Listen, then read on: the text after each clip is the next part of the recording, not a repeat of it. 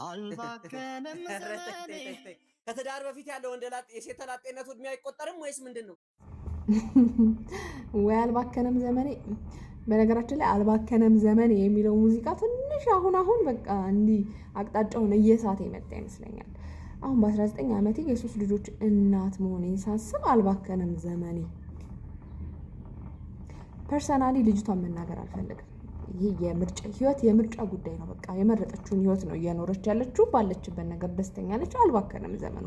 ግን እኔ እንደኔ ሀሳቡ ላይ ሳወራ ማለት ነው በ19 ዓመት የሶስት ልጆች እናት ሲኮን በየስንት ዓመት ተወልዶ ነው?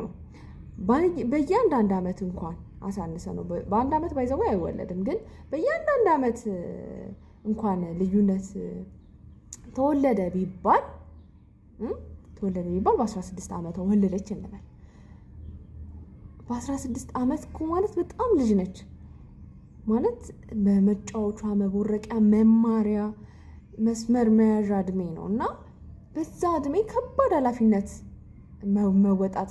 ምናልባት እህታችን ጥሩ የሚባል ኑሮ ልትኖር ትችል ይሆናል። ግን ደግሞ ይሄ ነገር ሁሉም ሰው ይሄን ህይወት ይኖረዋል ማለት አይደለም እና ይሄ ምንን ያስተምራል? early marriage ያስተምራል።